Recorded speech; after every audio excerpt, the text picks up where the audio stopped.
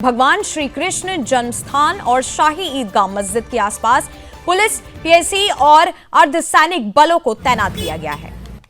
Drone और CCTV कैमरों से पूरे इलाके पर नजर रखी जा रही है। स्थानीय पुलिस के अलावा बाहरी जनपद से अतिरिक्त पुलिस बल, पीएसी और आरएफएफ को भी लगाया गया है। सभी महत्वपूर्ण स्थानों पर फ्लैग मार्च किया जा रहा है। वाहनों की सघन चेकिंग और रैंडम चेकिंग की जा रही है। होटल, ढाबे, स्टेशन, बस अड्डों और प्रमुख रास्तों पर निगरानी रखी जा रही है। एलआईओ की टीम सादे वस्त्र में मौजूद है और सोशल मीडिया पर भी निगरानी रखी जा रही है। श्री कृष्ण जन्मस्थान और शाही ईदगाह के आसपास भी कुछ मार्गों पर रूट डाइवर्ट किया गया है।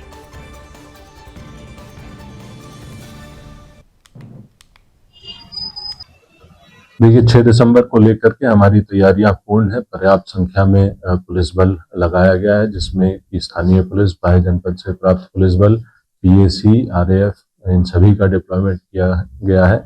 आपने भी देखा होगा, सभी महत्वपूर्ण स्थानों पर फ्लैग मार्च किया जा रहा है, एरिया डोमिनेशन किया जा रहा है। जो महत्वपूर्ण बिंदु हैं, जो इम्पोर्टेंट आने जाने के रास्ते हैं, जनपद की सीमाएं हों या फिर जो होटल, सराय, ढाबे हैं, बस स्टेशन, रेलवे अड्डे, इन सब पर सघन चेकिंग करवाई जा रही है। वाहनों को भी चेक किया जा रहा है, रैंडम चेकिंग कराई जा रही है। हमारी एलआईयू की टीम, सादे वस्त्र में लगे हुए पुलिस बल, इन सभी को डिप्लॉय किया गया है। सोशल मीडिया पर भी हम लोग निगरानी रख रहे हैं। किसी भी व्यक्ति को कानून व्यवस्था प्रभावित नहीं करने दिया जाएगा और यदि कोई ऐसा सोचता है तो उसके विरुद्ध कठोर कार्रवाई सुनिश्चित की जाएगी। और इसी पर हमारे साथ हमारे संवाददाता जुड़े हुए हैं, मोहन प्रसाद मीणा। मोहन, किस तरीके की सुरक्षा व्यवस्था किस स्तर पर आपको दिखाई दे रही है? साथ ही राम मंदिर की भी अगर मैं बात करूं तो कैसा वहां पे आसपास का सुरक्षा व्यवस्था है और मथुरा में किस तरीके की जो है नजारा आपको देखने मिल रहा है? जी नंदिनी, मैं बताना चाहूंगा कि 33 वर्ष हो चुके हैं बाबरी मस्जिद को ध्वस्त हुए, तो आज उसी के उपलक्ष्य में जो है यहाँ पर कुछ हिंदू संगठन शौर्य दिवस मनाते हैं, जिसके चलते पूरे मथुरा में हाई अलर्ट रहता है। अगर बात करें जन्मभूमि के आसपास का जो पूरा एरिया है वो छावनी में तब्दील कर दिया गया था। कल से ही सुरक्षा एजेंसियां तैनात की गई हैं। बड़े व्यापक पैमाने पर जो है यहाँ सुरक्षा के इंतजाम पुलिस द्वारा किए गए हैं। लगातार यहाँ पर जो है जंक्शन है, रेलवे स्टेशन, उसके अलावा बस स्टेशन और जितने भी जो बॉर्डर हैं वो सील किए गए हैं। लगातार चेकिंग जारी है। सुरक्षा व्यवस्था के लिए यहाँ पर अतिरिक्त फोर्स की तैनाती की गई है और इस पूरे एरिया में जो है पेट्रोलिंग की गई है। कई दिन पहले से अपने अपने क्षेत्र में, थाना क्षेत्र में पुलिस द्वारा पेट्रोलिंग की गई है। तो वहीं ड्रोन की भी व्यवस्था की गई है। ड्रोन से जो है पूरे क्षेत्र की निगरानी की गई है।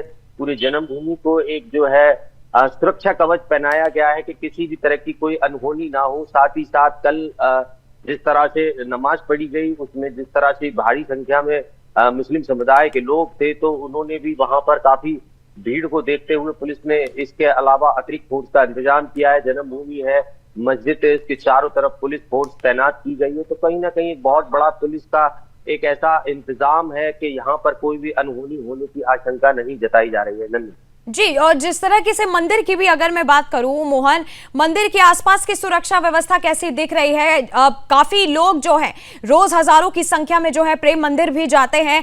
जिस तरह से बताया जा रहा है कि रैंडम चेकिंग की जा रही है और वाहनों को देख करके भी चेकिंग वहां पे लगातार हो रही है। नंदिनी, मैं बताना चाहूंगा जन्मभूमि ऑलरेडी यहाँ पर सुरक्षा फोर्स तैनात रहती है। कई तरह की फोर्सेस रहती हैं। सीसीटीवी का पूरा एरिया है ये। चारों तरफ यहाँ पे सीसीटीवी लगे हैं। जितने भी पॉइंट्स जन्मभूमि के गेट है, 1 नंबर 2 नंबर, जहां से भी पब्लिक एंटर करती है दर्शन के लिए, वहां पर सीसीटीवी है, वहां पर मेटल डिटेक्टिव है। पहले से ये सारी तैनाती हर समय रहती है, क्योंकि जन्मभूमि की वजह से यहाँ श्रद्धालु बहुत आते हैं। लेकिन ऐसे में अगर 6 दिसंबर की बात करी जाए तो लगातार पिछले कुछ वर्षों से हिंदू संगठनों का यह मानना था कि हम शौर्य दिवस पर यहाँ जल अभिषेक करेंगे, तो उसकी वजह से यहाँ पर जो है काफी कोई घटना ना हो, इसको लेकर पुलिस तैनाती रहती है। कुछ चप्पे चप्पे पे यहाँ पुलिस है। बात करें सुरक्षा व्यवस्था की, तो जिस प्रकार यहाँ लाखों श्रद्धालु आते हैं मथुरा वृंदावन में, तो सुरक्षा पहले से ही यहाँ पर मुस्तैद है। आज के दिन एक विशेष जो है सुरक्षा अतिरिक्त कर दी गई है। नंदिनी जी, और लोगों के लिए जो लोग आज के दिन जो है अपने दफ्तर जा रहे हैं या जो है शहर से बाहर जा रहे हैं, उनके लिए क्या कोई गाइडलाइन जारी की गई है? और हालांकि बताया भी जा रहा है कि महत्वपूर्ण स्थानों पर जो है एक तरीके से फ्लैग मार्च भी हो रहा है।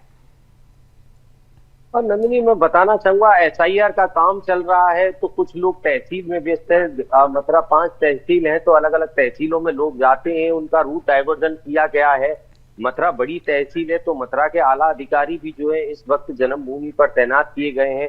फोर्स के संग अतिरिक्त जोन बनाए गए हैं, तो जो डिवीजन बांटा गया है उसमें लोगों की ड्यूटियां लगाई गई हैं। कुछ एरिया ऐसे हैं जो मुस्लिम बाहुबल क्षेत्र है, वहां भी ड्यूटियां लगाई गई हैं।